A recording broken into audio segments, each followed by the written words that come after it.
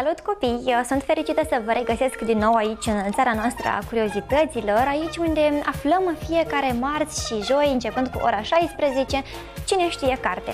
Noi am înțeles deja Cine știe carte, deci este vorba despre copii deștepți, copii inteligenți, desigur, dar mai presus de toate, este vorba despre copii curioși. Cei care încearcă în fiecare zi să afle lucruri noi, care caută, citesc, se uită la filme interesante sau fac diverse activități de tot felul prin care încearcă să se dezvolte. Deci, ăștia sunt copiii care știu carte. Vreau să vă spun că eu astăzi, la fel ca și în edițiile anterioare, am lângă mine doi prieteni ai emisiunii noastre care fac parte din categoria copiilor care știu carte. Ei ne-au demonstrat asta de atâtea ori și sper că o vor face și astăzi, pentru că și astăzi ne așteaptă împreună o aventură interesantă. Dar până a-i saluta pe cei doi prieteni ai mei, vreau să vă reamintesc că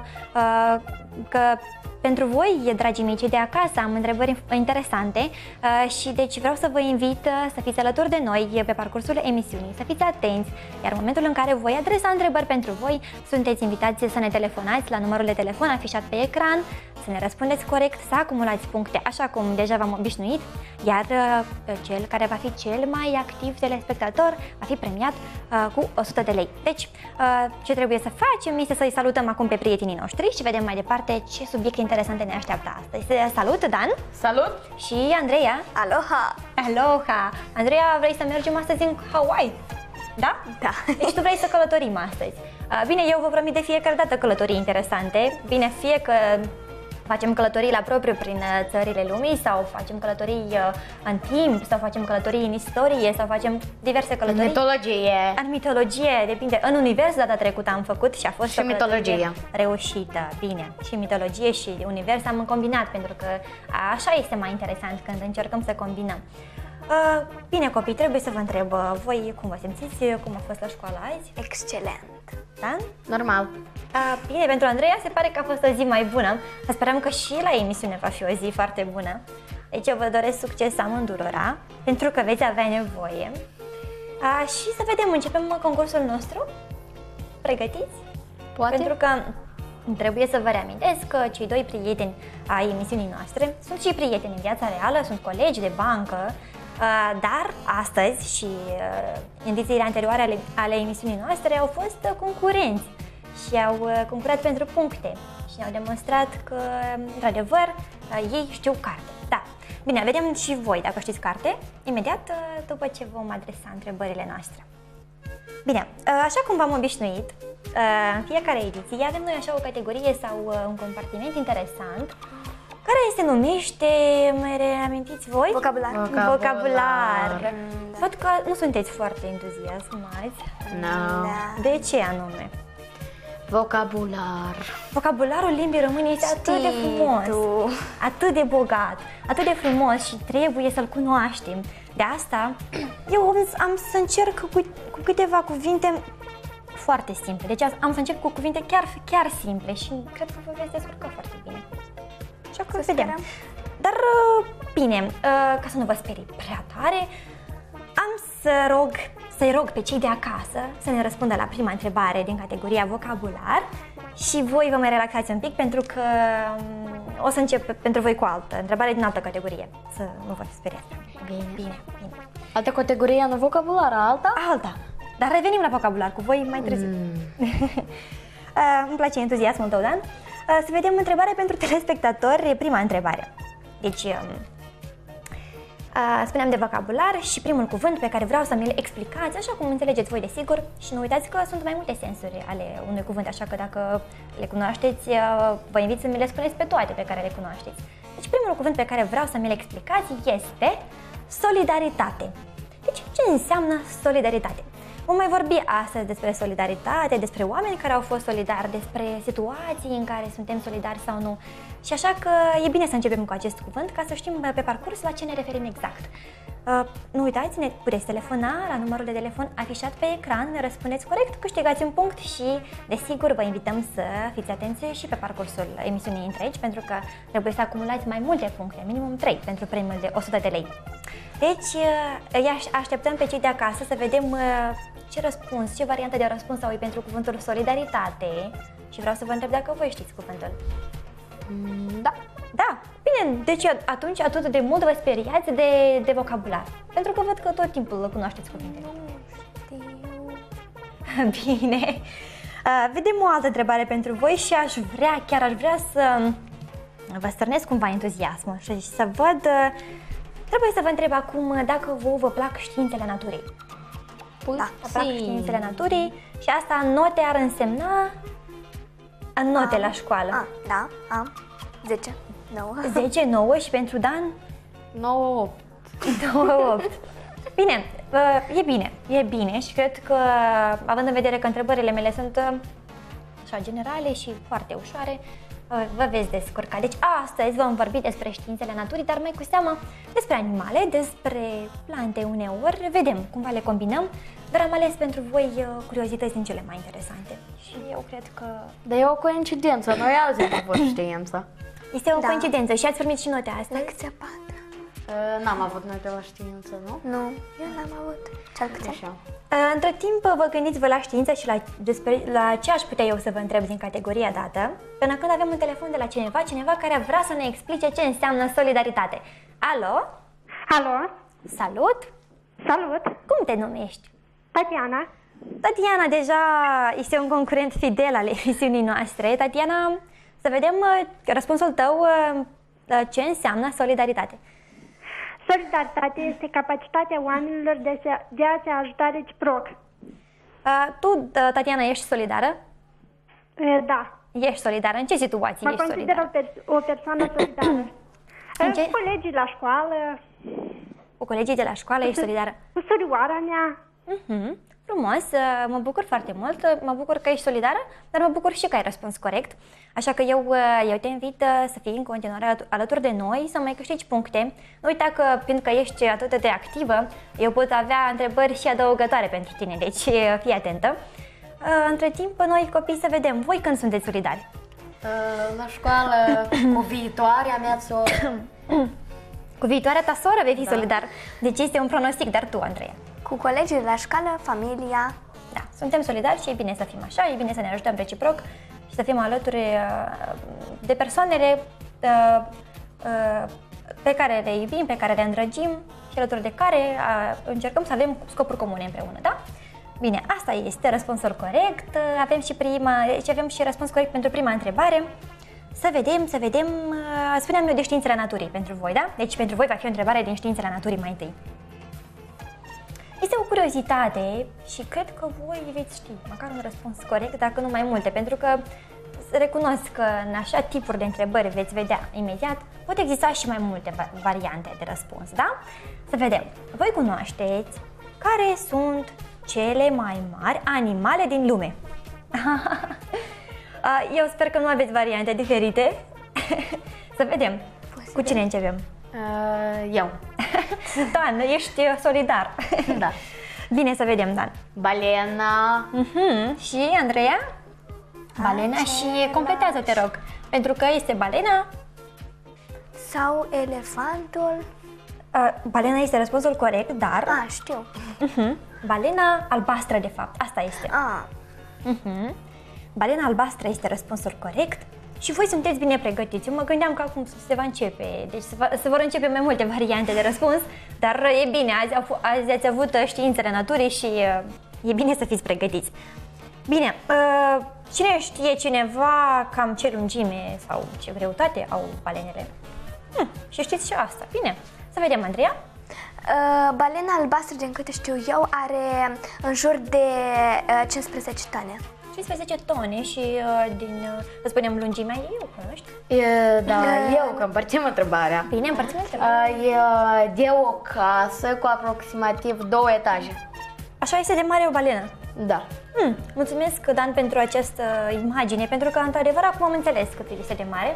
În cifre putem să nu ne descurcăm toți, și așa că comparația este binevenită. Bine, pentru prima întrebare și am răspuns atât de complet, voi ambii ați acumulat câte? Da, întrebarea trecută cu balena și al elefant. Balena-elefant. Eu mă gândeam la balenă, dar credeam că nu e corect, dacă m-a întrebat pe mine. Balena, eu spun și tu spui iar balena. Eu am vrut să completeze Andreea cu balena albastră, dar e bine, pentru că Eu am exact înțeles. același lucru m-am gândit. Ai gândit și tu la același lucru. Oricum, aveți ambii câte un punct. Vă felicit. Competiția deja s-a început, după cum vedeți. Ca de obicei, trebuie să existe câteva contradicții, dar asta e bine, asta înseamnă de fapt o competiție, este concurență. Să vedem următoarea întrebare și mă întorc la vocabular, pentru că și voi trebuie să-mi explicați cel puțin un cuvânt astăzi. Nu lăsăm totul pe seama telespectatorilor. Nu? Da. Da, vedem. Bine, pentru voi am un astfel de cuvânt. Ce înseamnă cuvântul? Foarte rapid trebuie să fiți. Roi. Tu te-ai răzgândit. Dar a fost prima care a ridicat mâna. Da, și dar mâna s-a la răzgândit cu mâine, edițiile anterioare eu mă răzgândisem și Bine. i-am lăsat locul. Sunt două sensuri, dacă mi le identificați. Îl lăsăm pe Dan să răspundă. Roi de albine, adică roi de albine, o anumită colonie de albine. Și Andrei are un răspuns? Este așa o expresie roi de copii în curtea școlii. Da, O este un alt expresie sens, metaforică. pentru că, într-adevăr, albinele sunt albine, au mediul lor de viață, copiii au alt mediu de viață. Și, în general, copiii sunt la școală, dar sper că și în fața televizoarelor acum și ne urmăresc pe noi. Dar albinele sunt la flori. Albinele sunt și la Sau flori. un stup. Sau un stup. Deci albinele au... Sau la flori și la stup. Da. Ok. Bine. De acord cu voi, răspunsul este corect. Ambii ați acumulat câte? Deja două puncte. 3 cu balena. Balena și roiul fac două. Și mai era unul cu... Solidaritate? Da, nu. A fost un răspuns din partea prietenii noastre, Tatiana. Nu solidaritate, dar ți minte, întrebarea trecută. N-a fost balena. Cele mai mari animale din lume a fost. Nu, Bine, erau 3 Dan s-a întrebări. zăpăcit. vor fi mai multe întrebări, Dan. Imediat vor fi mai multe întrebări, nu doar 3. Dar între timp voi aveți câte 2 puncte și Tatiana de acasă, care ne urmărește atât de atentă, are un punct. Vedem mai departe despre ce vorbim. Am identificat și noi un termen, o definiție și mergem mai departe în această lume a științelor naturii, să vedem aici ce mai descoperim. Este de fapt o legendă, pentru că și științele naturii, cât de fixe nu ar fi și nu ar fi considerate, sunt de fapt un mediu favorabil unde legendele se nasc, da? Și avem așa un personaj despre care voi îmi veți spune mai târziu, deci asta este întrebarea, dar acum vreau să vă spun despre un lac din Scoția numit Loch Ness. Ați auzit de acest lac? Da. Ați auzit, înseamnă că nu va fi greu. Bine, se spune că cu aproximativ 1500 de ani în urmă s-a născut o legendă privitor la acest lac, conform căreia în acest lac ar fi trăit un personaj misterios, de mulți considerat misterios, și se spune că mulți oameni, chiar și personalități de încredere, mari personalități ale vremii, l-au văzut. Deci au văzut acest personaj, deși cercetătorii au demonstrat mai târziu că de fapt nu ar fi fost existat, ar fi fost doar o invenție sau o iluzie. Întrebarea mea pentru voi este dacă voi cunoașteți despre ce personaj este vorba. Am o idee. Ai o idee? Dar trebuia să ridici mâna pentru idee. Exact. Bine, Dan, să vedem despre ce personaj. Este vorba despre monstrul din Loch Ness, un fel de hidră cu un cap. Hidra cu un cap. Și avea și un nume interesant acest Lucy. monstru. Nu, era ceva asemănător. Vreau să spun că provine de la aceeași denumire a lacului, deci un pic se aseamănă. Monstrul din Loch Ness. Monstrul din Loch Ness este și asta o variantă corectă, dar este de fapt supranumit Nessie. Deci era supranumit.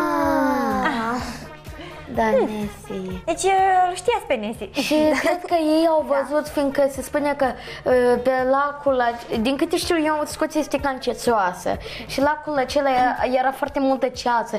Se vedeau umbre care erau de fapt epave sau nu epave, bărci, că epave sunt bărcile scufundate. Erau poate bărci care se deplasau și reciproc două bărci care se aflau la distanță în ceață puteau crede una despre alta că sunt Monstrul de... Nessie. Nessie, da, Nessie. Nessie. Deci, într-adevăr așa este, pentru că au fost oameni chiar în secolul 20. Deci fotografi care au mers acolo, au cercetat, au făcut fotografii și ar fi surprins monstrul în imagine, însă imaginile sunt foarte confuze și s-a demonstrat ca o umbră. Da, ca o umbră. Ca o umbră în ceață. Și cum în secolul 20 e cam de mult. Dacă era în secolul 20 eu nu înțelegeam și eu... Bine, spun pentru că este vorba despre anii 1960, da, într-adevăr, au trecut câțiva zeci de ani de atunci, însă este totuși, zic eu, recent, pentru că și este perioada favorabilă atunci când descoperirile au luat un avânt mai interesant deci s-au descoperit lucruri mai multe lucruri decât ce se știa anterior.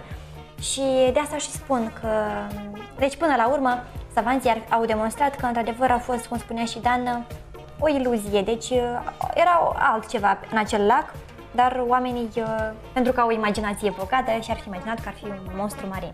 Bine că nu sunt monștri, bine că nu avem așa ceva, noi nu vrem să avem de-a face cu monștri, dar sunt legende, vedeți, sunt legende care există în natură. Interesante. Și sunt interesante, da, ne plac legendele, noi tot vorbim despre ele de ceva timp. Vedem acum următoarea întrebare și mă întorc la vocabular, pentru că nu am terminat cu acest compartiment atât de interesant și dorit de voi. Vedem o întrebare pentru voi și sună în felul următor. Ce înseamnă cuvântul controversat? Oh, nu. Da, ba da, ba nu, ba da, ba nu. Ipoteza ta va fi confirmată în cazul în care cineva de acasă nu va ști răspunsul corect, pentru că vreau să întreb pe cei de acasă. Deci, pentru voi, dragii mei, ce înseamnă cuvântul controversat? Deci vă rugăm să ne telefonați la numărul de telefon afișat pe ecran, să ne răspundeți corect la întrebare, să câștigați un punct, să fiți activi și în final să câștigați premiul de 100 de lei. Deci, ce înseamnă cuvântul controversat? Să vedem. Cineva va ști, pentru că prietenii noștri aici au câteva idei, da? Pe care încă le ținem acolo, dar nu le uităm, pentru că revenim. Greu să le țin. Greu să le ții? Bine, îți iau gândul imediat de la ce înseamnă controversat, pentru că urmează o altă întrebare pentru voi din domeniul științelor naturii, desigur. Deci, voi știți că în cultura diferitelor popoare, unele animale sunt considerate sfinte. Da. Știați acest lucru? Da, știu și întrebare. Deja am prevăzut toată întrebarea. Pot să încerc să spun? Da. Să vedem, Dan, poate o lăsăm, dacă tu știi întrebarea. Despre ceva, numai despre ce este legat despre statul, adică despre... Spune statul. Egiptul Antic. În Egiptul Antic, deci nu asta era întrebarea. Nu? Dar bine, vorbim despre... Deci, pune o întrebare pe care am pregătit-o și după asta îți dau ție libertatea să o adresezi telespectatorilor. Ce spui? Pe a ta. Da. Și facem o comparație să vedem în Egiptul Antic, vorbim despre Egiptul Antic, dar imediat punem și întrebarea. Deci, întrebarea pe care eu am pregătit-o pentru voi este în felul următor. Deci, cum spuneam, diferite culturi au animale sacre pe care le venerează. Corect, le venerează. Și vreau să vă întreb acum, care este acest animal sacru, sfânt, în ce stat? În India. Eu știu. Între timp, Andreea, ține răspunsul, revin la tine, pentru că avem un apel telefonic de acasă și cineva îmi va spune acum ce înseamnă controversat. Alo? Alo? Alo, Tatiana, bine te-am regăsit la emisiunea noastră. Da. Spune-ne, te rog, ce înseamnă controversat. Controversat este a discuta contradictoriu despre o anumită problemă. Adică este ceva ce unii oameni au o părere, iar alții alta, ceva nelămurit. Bine, Tatiana, poți să-mi dai un exemplu de o situație, poate din experiența ta proprie când ai fost într-o contradicție cu cineva? Sau poate chiar astăzi ai avut o contradicție? Astăzi nu am avut nicio contradicție, dar aș putea da un exemplu. De exemplu, la o oră de matematică, când doi elevi încearcă să rezolve o problemă și la unul iese un rezultat, iar și atunci nu e sigur care e rezultatul problemei. Și cine vine cu soluția de obicei? Nu știu. Da, Profesoara. da, profesorul vine de obicei cu soluția și rezolvă controversa. Sau nu o rezolvă, pentru că copiii de care ai menționat tu vin la noi în platou și încearcă să creeze aici controverse. Bine, Tatiana, îți mulțumim foarte mult pentru răspuns. Ai acumulat în momentul de față 2 puncte, așa că te invit să fii în continuare atentă, cu ochii pe noi și cu urechile, desigur, și să ne răspunzi și la alte întrebări. Da. Aveai o idee despre controversă? Da, noi am fost ne-am controversat despre univers și zei, numele zeilor și numele planetelor. Da, a fost o contradicție destul de interesantă data trecută și simt că pot fi și astăzi. De fapt, voi tot timpul găsiți Da, apropo, cât despre întrebarea noastră precedentă? Sigur, am spus despre animalul sacru în Ilia și Andreea era cea care ridicase dar dacă mâna. Nu reușești, hai. Sigur. Eu cred că este elefantul. Elefantul este animalul sacru în India? Nu este adevărat. Crezi tu, Dan, care este? Șarpele. Nu este nici asta răspunsul corect. Pare rău. Tot ce pot să fac este să apelez din nou la ajutorul celor de acasă. Încă nu. Încă nu ne mai gândim. O vreți pentru voi întrebarea asta, da? Să vedem. Așa, vă mai dau câte pentru cei de acasă. După ce o răspundem pe aceasta, desigur. Să ne gândim. Am o ipoteză, nu sunt sigură. Eu tot am O ipoteză. Bine, Andreea, te ascult. S-ar putea să fie vaca. S-ar putea și este chiar vaca. Vaca? Da. Credem că era câine sau hipopotamul. Andreea, te felicit. Ai acumulat încă un punct și ai în momentul de față 3 puncte și tu, Dan, ai 2 puncte. Dar acum pot pune întrebarea pentru public. Sigur, Dan, Nu primești punct. nu primești punct, dar o faci în plăcere, desigur. În Egiptul antic, care animal era mai venerat? Chiar socotit în unele împrejurări ca zeu. Adică Eu știu. știi, Deci știm. este o întrebare pentru telespectatori. Dan v-a adresat o întrebare și este asemănătoare cu cea despre India. Am identificat animalul sacru acolo, dar acum Dan vrea să ne întrebe care este animalul sacru în Egipt. Deci este o întrebare pentru voi. Egiptul antic, acum în Egipt nu mai este atât de venerat. Foarte atent, Dan ne specifică, este vorba despre Egiptul antic.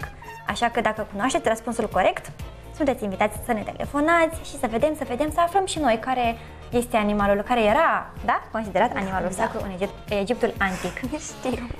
Bine, vedem. Știu. Bine, mă bucur foarte mult. Noi continuăm cu științele noastre ale naturii. Vedem ce mai descoperim aici. Ne întoarcem în curând și la vocabular. Dar între timp, cineva ne-a răspuns sau ne va răspunde corect. Să vedem. Alo? Alo? Tatiana! Este o concurentă. Tatiana, trebuie să ne promiți că vei veni și în studioul nostru să concurezi aici în direct cu prietenii emisiunii noastre. Pentru că atât de activă ești. Nu știu dacă voi reuși. Nu știu dacă vei reuși pentru că ești din Fălești, din câte eu țin minte. Da. Bine. Oricum, facem posibilă cumva această întâlnire. Tatiana, spune-ne, te rog, ai un răspuns corect la întrebarea pe care Dan a pus-o? Opinia mea este că cel mai venerat animal în Egiptul antic era pisica. Corect. Bine, Tatiana, te Eu trebuie să felicităm. spun corect întrebarea mea, eu spun corect. Noi spunem toți 3 de aici corect. Corect. Și tu ai acumulat în momentul de față 3 puncte, Tatiana, însă te invit să mai fii în continuare atentă. De la tine vreau mai multe puncte pentru a câștiga premiul cel mare, bine? Bine. Bine, Tatiana, îi mulțumim Tatianei. Am mai elucidat un mister, să-i spunem așa, deși nu era chiar un mister, să spunem, dar e bine să știm. E bine să știm, pentru că atunci când mergem în călătorie în aceste țări, să nu ofensăm populația de acolo, aducând, nu știu, pentru că noi nu avem astfel de tradiții legate de pisică, de vacă. Bine. De ce erau aceste animale de obicei asociate cu... De ce erau venerate? Voi știți de ce erau venerate? De ce de obicei, deci popoarele antice... Pisicile? Pisicile, vacile, în general, de ce? Fiindcă fiecare simboliza fertilitatea. De exemplu, vaca simboliza, cred eu, fertilitatea. Și pisica tot, căci pisica toarce și de cele mai multe ori este socotit un animal care face roata să fie mai prosperă. Deoarece ea mănâncă șoarecii și rozătorii care fac roada mai puțină. Da, tu, Andrei. Și eu cred că vaca este a fost sau este venerată. Este, da. Este venerată la indieni deoarece dă lapte, brânză, din ea poate să se facă multe alimente. Vreau să spun că, de fapt, vreau să vă spun la ambii, de fapt, că Dan pornise bine cu simbolurile. Deci, animalele erau venerate pentru că erau asociate unor zei. Pentru că în antichitate, deci oamenii credeau în mai mulți zei. Dar era un zeu sau o zeiță indiană, vaca. Nu știu dacă era o zeiță indiană, vaca. Da, precis, era o Memphis sau cum se numea pisică în Egipt, care era zeiță. De Egipt, da, cunosc și eu această variantă. De vacă nu știu, trebuie să ne documentăm probabil. Da. Sau să întrebăm pe cei de acasă dacă ei știu de ce vaca este considerată și este sacralizată, să spunem, este animalul sacru la indieni. Să vedem ei ce ne spun. Pentru că noi nu ne-am pus această întrebare, dar o punem imediat. Deci, dragii mei telespectatori, spuneți-ne voi și descurcațițele pe care noi le-am creat aici. Deci, de ce vaca este considerată animalul sfânt în India? Este simplu probabil pentru voi, dacă cunoașteți un pic de istorie, de mitologie în cazul dat. Despre vaci am citit și o curiozitate foarte interesantă, dacă vreți să vă spun, pentru că ce am citit eu, că un fermier englez a făcut un experiment tare interesant. Bine, a instalat un televizor în grajdul său unde își ținea vacile. Și ce credeți? Atunci, în momentul în care punea, deci... Animal Planet? Da, ceva de genul, de emisiuni care erau, deci conțineau animale, erau cu animale, vacile s-au dovedit a fi mai productive. Iar în momentul în care, deci, la televizor mergeau filme de groază, vacile deja nu mai erau productive. Interesant experiment și nu știu... Foarte multă imaginație trebuie să ai ca să creezi un astfel de experiment. Între timp, noi am pus o întrebare, țineți minte, da? Spunea de televizor instalat, credeam că a fost instalat un televizor într-o vacă. Nu. Bine, tot la vaci rămânem și vedem răspunsul la întrebarea pe care am pus-o noi. De ce în India? Să vedem cine ne răspunde. De ce în India vacile sunt considerate sacre? Alo? Alo? Tatiana, tu ești alături de noi, am impresia că ești chiar aici cu noi. Bine, Tatiana, spune-ne tu, de ce deci în antichitate sau și acum, de fapt, indienii consideră sfinte aceste animale? În India antică a fost interzisă carnea, iar laptele dat de vacă era considerat un produs sfânt. De aceea vaca era sacralizată pentru că ea dădea lapte. Deci de asta, totuși, se pare că Andreea ne-a dat răspunsul cel mai aproape, deci răspunsul cel mai aproape de varianta corectă, da? Și capra de lapte. Da, și capra de lapte, dar totuși vaca. Bine, probabil că mai sunt și legende interesante. Tatiana, te îndemn să le cauți, poate revii altădată cu legendele, pentru că tot timpul astfel de povești au legende în spate și sunt sigură că ele sunt. Tatiana, îți mulțumim între timp, tu până când ai acumulat 4 puncte. Și eu am să fac un gest foarte drăguț și am să-i ofer și Andreei un punct pentru că a fost cea mai aproape de explicația. Și Andreea are 4 puncte, da? Și Dan are 2? Dar nu e nimic, Dan. Mai avem întrebări și tu ești foarte descurcăreț, așa că te invit să fii foarte atent pentru că urmează categoria ta preferată, vocabularul. Vorbim de mitologie. Bine, Trebuie specificat care mitologie. Mitologia vocabulară. Da, probabil, dacă există așa o expresie. Ceva legat de mitologie este un vocabular. De vocabular mitologic. Este o așa expresie, dar nu. Da. Deci vedem. poate avea legătură de fapt, dacă mă gândesc, dar cred că nu. Vedem. Da, nu. Deci, vă întreb pe voi acum. Ce înseamnă veritabil? Trebuie să spun că cu o milisecundă Dan a ridicat mai înainte mâna decât tine, Andreea, și vedem varianta lui Dan. Veritabil. Pentru veritabil. De bună calitate, mai scump, mai arătos, mai gustos în cazul mâncării. Deci mâncare veritabilă, haine veritabile, bijuterii veritabile, geluri veritabile. Geluri veritabile. Mai poate avea, magazine veritabile. mai poate avea un sens de excelent. Excelent, da? Da. Și poate mai găsim sinonime pentru veritabil, pentru că Dan ne-a exemplificat cu substantive, dar vedem poate sinonime. Neponosit. Neponosit. Întreg, Fresh. curat. Adevărat, autentic. Da. Tot sunt sinonime ale cuvântului Proaspăt. Adevărat, nefals, autentic, neautentic. Bine, autentic. Facem omonime, da? Da. Astea se numesc omonime. Pentru ca să... E bine să exemplificăm, pentru ca să înțelegem mai bine semnificația cuvântului. Deci veritabil, despre veritabil vorbeam. Și competiția noastră este una veritabilă și... Exemplele lui Dan sunt veritabile. Exemplele lui Dan sunt veritabile.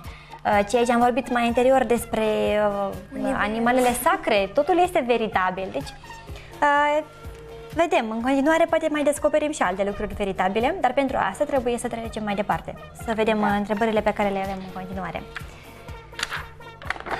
Așa, și mi reamintiți voi despre ce tematică am abordat noi astăzi? Științele naturii, la care voi aveți, după cum mi-ați spus, note foarte bune și văd că vă și descurcați. Da, deja e 4 la 3. Deja ai 4 la 3, adică Andrei are 4 și tu ai 3 și tu ai în vedere prin... Deja e 4 la 3, că tu în curând o vei egala scorul. Nu, o voi câștiga, Andrei. Dar nu se pun cuvintele care le-am zis. Sinonimele, deci, da? Da. Ei, da, explicația este, și am dat și explicație și exemplu. Bine, de data aceasta va fi un punct doar pentru Dan, pentru că a fost cel mai rapid și a știut și el, a exemplificat foarte frumos. Deci este într-adevăr scorul de 3-4 și vedem acum cât de bine pregătiți voi sunteți și cât de multe cunoaște despre insecte. Să vedem. Da.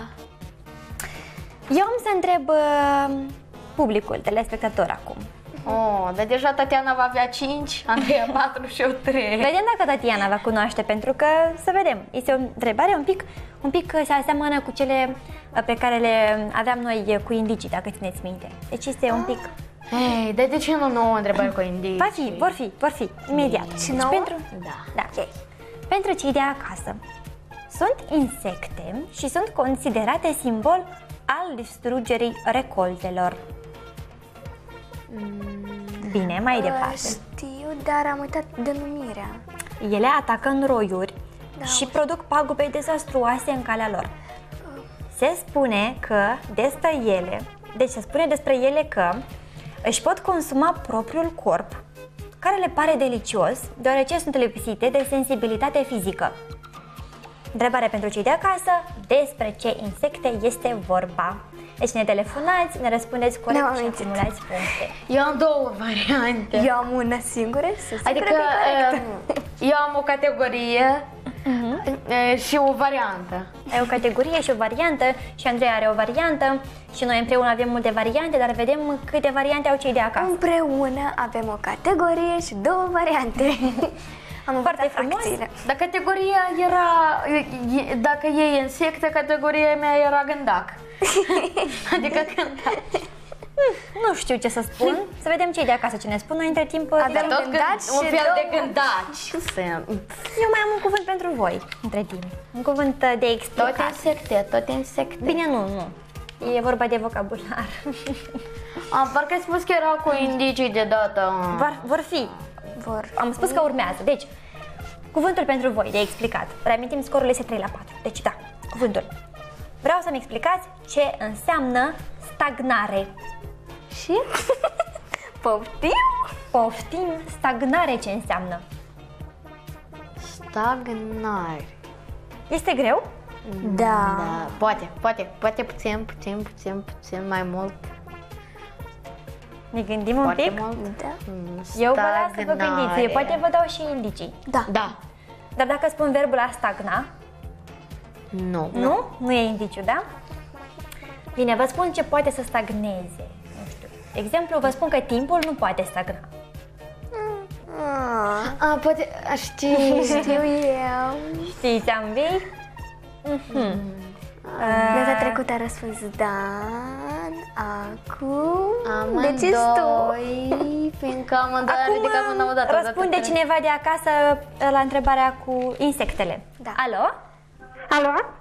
Alo, da, Tatiana, te ascult și îmi pare bine că ai revenit alături de noi. Simbolul al distrugerii recolte și insecta care se spune că își mănâncă propriul corp este lăcusta. Lăcusta este răspunsul corect. Tatiana, văd că te pricepi foarte bine la științele naturii. Eu mă gândeam la termită. Asta era Așa că te felicit. Câte puncte are Tatiana? 5, dacă nu mă înșel. 5-4-3, v-am avertizat. 5-4-3. Tatiana, îți mulțumim și te invităm și în continuare să fii alături de noi. Deci, Lăcustele, deci despre lăcuste era vorba. Cine știa răspunsul corect? Dar eu credeam că era termită. Termitele. Interesant. Distrug totul în calea Dar lor. despre termite ce știi? Că distrug totul în calea lor și că mănâncă mobilier. Lemn. Serios. Da, mănâncă lemn. Nu doar mobilier. Doar lemn în general. Da. Și despre lăcuste ce mai știm? Sau deja asta este... Că lăcustele... Mă întreb pe Andreea pentru că deja îmi spune. Dar da, Dan și tu. Că de obicei sunt surprinse în bumbac lăcustele. Nu chiar. Ele umblă în roiuri, formează roiuri. Da, foarte roiuri mari. foarte mari. Și dacă...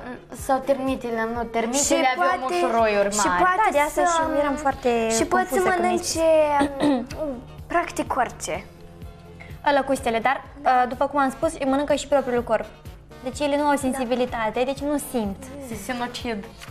Foarte interesant, dar în același timp Și trist. da, interesant, își mănâncă propriul corp. Unde se duce mâncarea? De la gât în jos, unde? După câte eu am citit, ele încep să-și mănânce picioarele. Este un pic neplăcut, dar așa este. Și adică până ajung în momentul la care te gândești tu, Dan, deja nu mai sunt în viață, dacă îți dai seama. Dar probabil asta este soarta lor. Voi credeți în soartă? În destin? Da. Așa, cât era despre a stogana, a stagna. Eu știu. Eu știu. Eu știu. Eu știu mai tare. Eu știu. Eu știu și mai Eu știu tare. mai mult. Eu știu și mai mult. Bine, vă dau posibilitatea ambilor să răspundeți și începem cu Andreea. A stopa, a se Nu, finisa. a reîntoarce, adică timpul nu se poate reîntoarce. Din păcate, răspunsul Andrei este cel corect.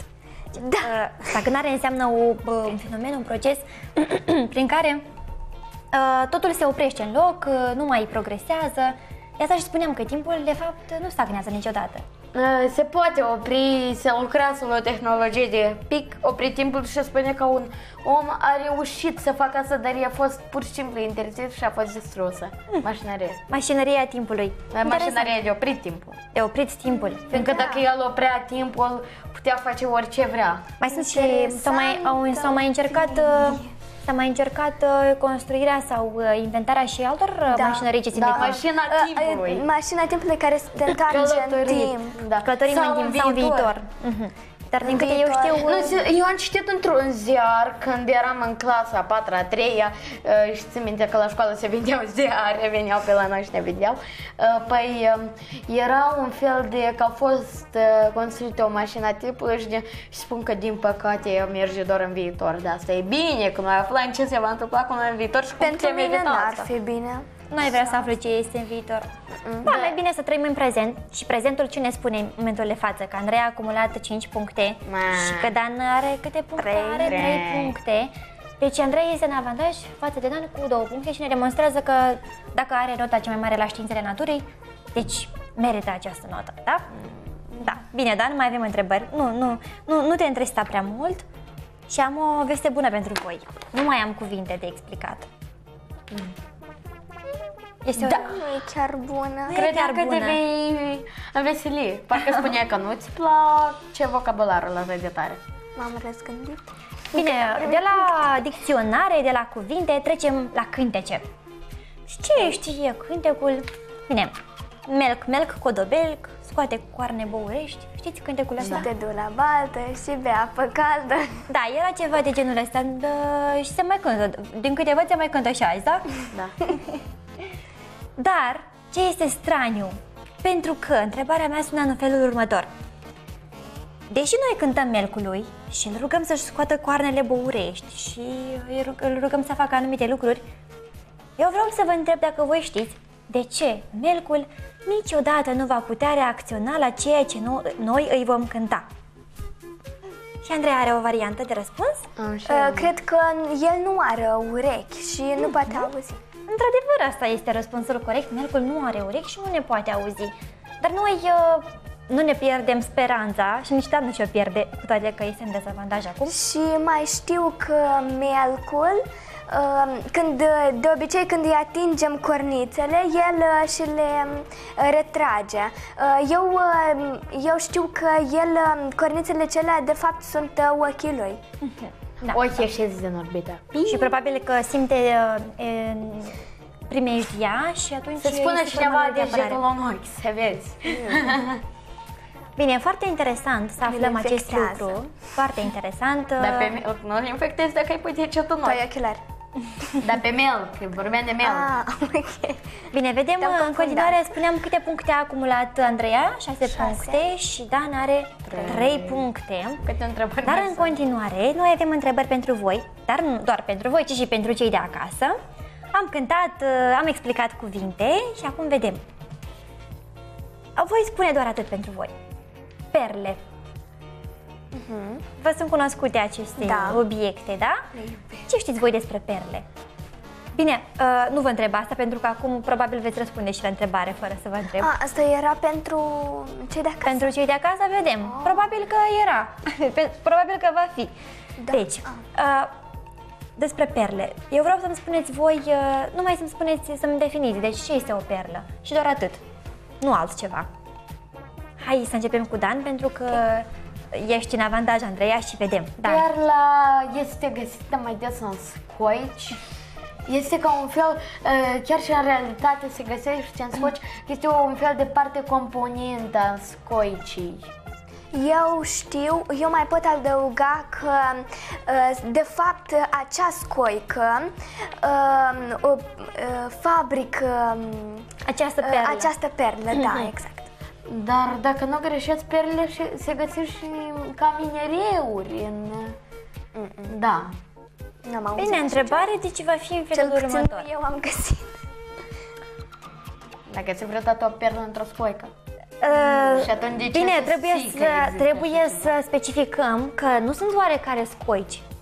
Deci Da, sunt scoici foarte speciale și se găsesc în oceane, se găsesc în oceane și foarte greu, sunt foarte rare. Asta este foarte important de spus. Să vedem, avem un apel telefonic. Cineva poate vrea să ne mai spună ceva despre perle. Alo? Pot să ghicesc că e Tatiana. Alo! Alo, salut!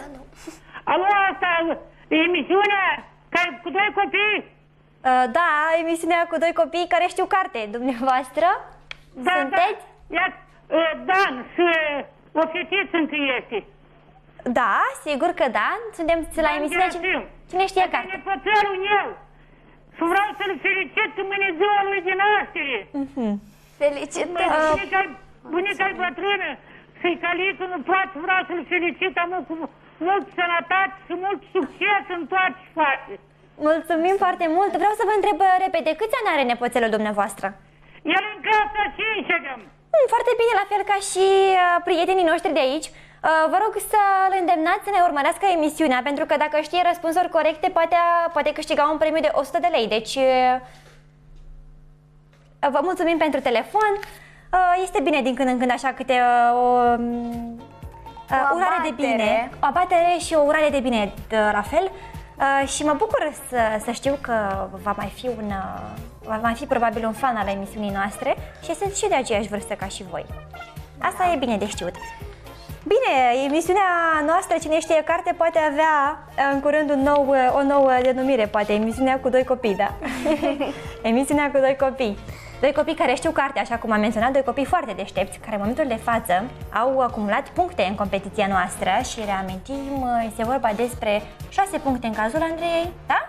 Andreea. Și în cazul lui Dan deja 4 puncte, pentru că Dan ne-a spus despre perle și Andreea ne-a spus despre perle, dar îi acordăm lui Dan pentru că l-am întrebat primul. Bine? Noi suntem, Andreea, acum în cazul de față. Aveam un cuvânt indulgent. Vezi? Noi am învățat împreună un cuvânt nou data trecută. Da. Așa, suntem indulgenți și avem în momentul de față un scor de 6 și de 4 puncte, desigur. Vedem mai departe cine va fi câștigător astăzi. Și am vorbit despre perle și să vedem cineva de acasă vrea să ne mai spună ceva despre perle, probabil. Alo? Alo? Sunteți cu noi? Alo, salutare, cum te numești? Alo, te aud. Cum te numești? Mă numesc Filoteia.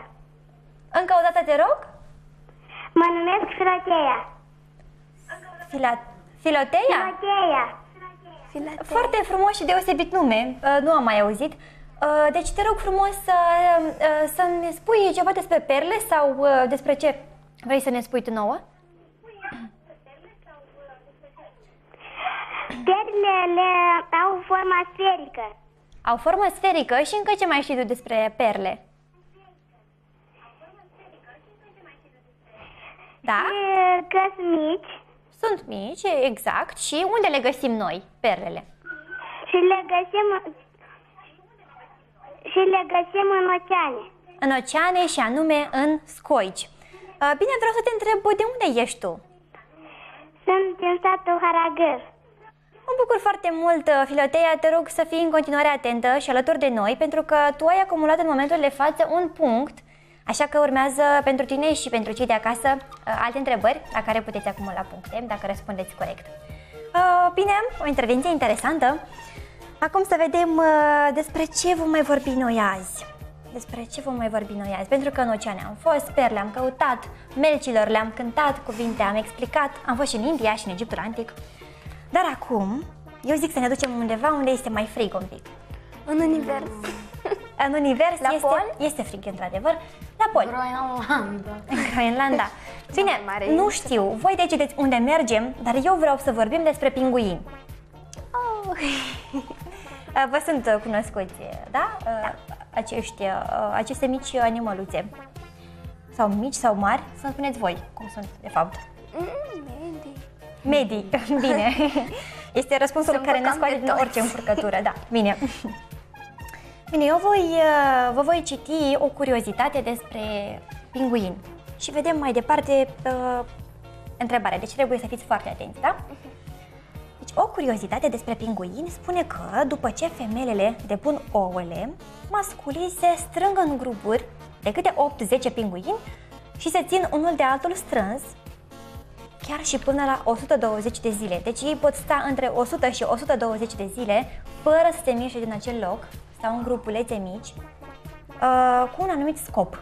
Deci întrebarea mea pentru voi este de ce pinguinii se strâng? Și am văzut o mână mai rapidă aici. Da, dar n-ați terminat întrebarea și de asta n-a ridicat mâna. Eu știu cum ieșim din încurcătura respectivă. Acasă. Acasă. Mergem acasă, Dan? Sau mergem la telespectatori acasă? Da. Nu, ambii. Mergem la telespectatori acasă. Deci vreau să-mi spuneți și să-mi explicați voi ce este cu acest fenomen. De ce pinguinii, masculii, după ce femelele depun ouă, masculii se strâng în grupuri, masculii pinguinilor. Deci se strâng în grupuri de câte 10, de câte 8, poate, depinde de cazuri. Și se țin strâns, nu se mișcă din loc 100 sau chiar 120 de zile, fără măcar să mănânce ceva. Deci este o istorie foarte interesantă și v-aș ruga să-mi explicați voi acest fenomen. Bine, pentru că prietenii noștri nu s-au înțeles cine va răspunde, vedem acum, a fost cineva foarte rapid și vrea să ne spună despre pinguini. Alo? Alo? Alo, Tatiana, mi-era dor de tine. Spune-ne, te rog, Tatiana, despre pinguini. Eu cred că răspunsul este că după ce femeile fac oul, pinguinii masculi se strâng în jurul oului pentru a-i oferi căldură și pentru a-l proteja. Adică își fac rolul de tată. Și femelele, unde pleacă femelele, Tatiana? Poate pleacă în căutare de hrană. Poate și chiar așa și fac. Bine, Tatiana, răspunsul tău este într-adevăr corect. Noi acum mai completăm pentru că văd că Andreea mai are câteva lucruri să ne spună și Dana are, da. Îți mulțumim pentru răspunsul tău corect și ai până acum ai acumulat 6 puncte. Așa că, da, ești bine pregătită, așa cum am mai menționat și anterior. Te invităm să fii în continuare alături de noi și atentă, îți mulțumim. Deci, Andreea, ce este cu acest fenomen? Pentru că, eu vreau să generalizez spusele Tatianei. Grupurile de pinguini masculi se adună în jurul oului deoarece vor să-l clocească. Și scopul lor este ca să creeze în interiorul... Bine, da, spune-ne tu. Credeam că femeile, când se duc, nu se duc după hrană. Credeam că pleacă în croazieră, dar fie cum bine. Adică într-o vacanță, da? Au depus ouăle? Da. Pentru ele, probabil este și o vacanță, pentru că ele, din câte eu știu, călătoresc kilometri buni până ajung la mare. Acolo se află peștii, deci mâncarea pinguinilor. Și probabil pentru că mai petrec timp ca între femei, este o croazieră, într-adevăr. Nu spun. Da, dar nu pe vapor, așa, la malul. Da, asta este. Savurează Fiecare găsim plăcere în diferite lucruri, da? Așa cum și pinguinii găsesc. Dar ce vreau să menționez, că în interiorul grupușorului pe care îl creează acei pinguini, se formează o temperatură de exact 36 de grade Celsius. Deci este temperatura normală la care se clocesc ouăle și copiii, deci viitorii copii, se pot dezvolta în condiții normale. Dar ce este interesant, că ei simt, deci pinguinii simt momentul în care trebuie să se desprindă, să nu creeze deci o temperatură mai mare și să dăuneze acelor ouă. Înțelegeți? Deci este un fenomen interesant, pentru că până acum eram deprinși ca femelele de obicei sau femeile de obicei au acest simț al instinctului. Dar vedem aici o sensibilitate aparte din partea pinguinilor și este un lucru interesant. Eu mai știu ceva. Bine. Nu cred că este legat de pinguini, dar știu că la fel sunt și căluți de mare. De fapt, nu femelele, cum de obicei depun ouăle, dar căluții de masculii. Foarte interesantă curiozitate, iar acum am ajuns în momentul în care voi așteptați acest moment de mult. Avem o întrebare cu indicii. Da! Citesc primul indiciu. Este o pasăre. Da. Nu cunoașteți încă răspunsul corect? Da, eu cred că știu. Cocostâr. Incredibil, nu este răspunsul corect. Pinguini. Bine, al doilea indiciu. Vine din stepele asiatice. Stepe. Asiatice. Eu știu. Încă nu, mai avem indicii. Pot să încerc. E o pasăre cu pene alb, cu negru și cu gâtul gol. Dacă încerci acum, Dan, îți pierzi ocazia să răspunzi într-adevăr corect. Hai, încercă. Bine, al treilea indiciu. Are o înălțime de 2,75 de metri și o greutate de 200 de kilograme. Andreea? Struțul este răspunsul corect. Pene alb cu negru și gât gol.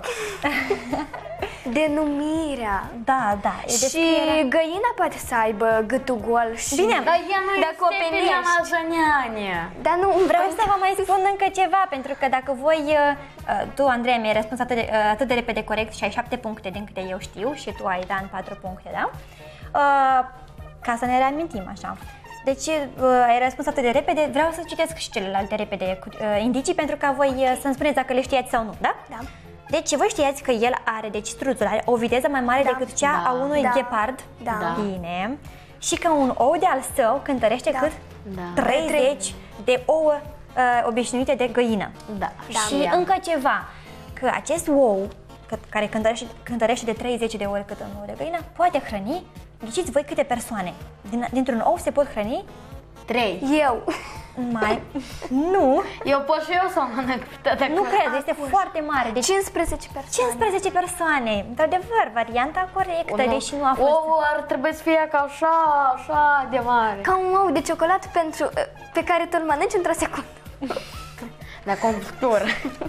Cu umplutură și să fie vorba despre o surpriză acolo. Da. Și mai bine. O mașinuță. Bine. Încă... Alt ou de ciocolată. Vreți să mai aflăm ceva despre o altă pasăre? Da. Bine, vă plac păsările. În pădurile din Brazilia trăiește o pasăre care scoate sunete asemănătoare cu cele ale unui clopot. Aceste sunete sunt cele mai puternice din lume, deci dacă vorbim despre sunete care sunt scoase de păsări, da? Aha. Și se aud la o distanță de 3 km. Întrebarea mea pentru voi este cum se numește această pasăre? Și Dan știe răspunsul corect? Nu știu. Liliața, vivereță zburătoare. Sunt păsări ambele, sunt Indiciu pentru voi amândoi. Răspunsul se conține în întrebare, deci. Am menționat numele păsării într-un fel altfel. Clopot, pasărea clopot. Pasărea clopot, într-adevăr, asta este răspunsul corect. Sunetele produse de ea sunt asemănătoare unui clopot și, desigur, e simplu, această pasăre se numește pasărea clopot. Interesant. 7-5. Da, este 7-5, Andreea ne reamintește, este așa într-adevăr și noi nu mai avem mult timp, dar avem nevoie de un câștigător. Încă două întrebări. Dacă vorbim, să avem O întrebare. avem poate și pentru cei de acasă o întrebare? Înseamnă că încă 3 Tot despre păsări. Rapid, deci ne adresăm celor de acasă cu o întrebare. Cum se numește singura pasăre din lume care cântă și în timpul zborului? Deci, noi știm așa pasăre, noi avem așa pasăre. Dar voi trebuie să-mi spuneți repede cum se numește această pasăre. Dar cred că toate păsările cântă În timpul zborului? Da. Se spune că doar una singură și că este... Că intră insecte în gură. Nu știu, vedem ce ne spun cei de acasă și vedem. Pentru voi, repede o întrebare cu indicii. Știu eu care e pasărea aia. Erau folosite în Evul Mediu, încă din Evul Mediu, dar să mănânci cu ele era considerat scandalos. Mai târziu, ele se găseau pe orice masă a nobililor din Italia, Anglia și Franța. Țineți minte, între timp noi avem un telefon și vedem cineva ne spune poate care este acea pasăre care cântă și în timpul zborului. Alo? Bună ziua! Alo, salutare, cum te numești? Petru, din orașul Sângera. Petru, din Sângera, tu ai mai fost cu noi și data trecută, așa că...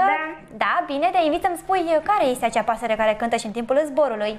Acea pasăre se numește privighetoare. Privighetoare se numește? Bine, eu știam o altă variantă, dar dacă mă ajută și copiii, vedem dacă îi acordăm lui Petru un punct pentru încercare. Da. Da. Bine, Petru, ai acumulat un punct, dar eu te rog să fii mai atent încă de la începutul competiției, pentru că să ai ocazia să câștigi mai multe puncte și să câștigi premiul nostru de 100 de lei, deci îți trebuie minimum 3 puncte pentru a câștiga. Dar e bine, îți mulțumim și te invităm să fii alături de noi în continuare. Eu știam altă variantă de pasăre care cântă în timpul zborului. Voi știți și voi alte variante? Da, eu credeam că e vrăbiuța. Tu credeai că e vrăbiuța și tu credeai? Tot aceeași. Tot vrăbiuța. Eu credeam că este altă pasăre, dar las întrebare deschisă pentru telespectatori. Știu eu. Cocostârc. Rândunica. Rândunica Bine. numai ce a fost, nu? Bine, ne documentăm și aflăm data viitoare, bine? Bine. Între timp, răspunsul pe care... Da. Ambii, vă rog, ambii, să vedem ambii. Ce să ne spuneți? Furculița. Eu credeam că e cuțitul. Bine, e furculița. Și răspuns corect pentru Dan și scorul este de 7-6. Paste, furculiță. Dragii mei telespectatori, dragii mei prieteni, emisiunea noastră se încheie aici. Nu, încă o întrebare. De data aceasta, Andreea este desemnată câștigătoare. Eu vă mulțumesc foarte mult pentru atenție. Vă mulțumesc celor care ați răspuns corect la întrebările noastre. Tatiana, ne telefonezi ca să afli cum intri în posesia premiului, pentru că ai fost și mai activă telespectatoare, deci îți mulțumim pentru asta. Noi ne luăm rămas bun de la voi, aici din cadrul naturii, din zânul naturii și vă dorim o săptămână frumoasă în continuare. La revedere!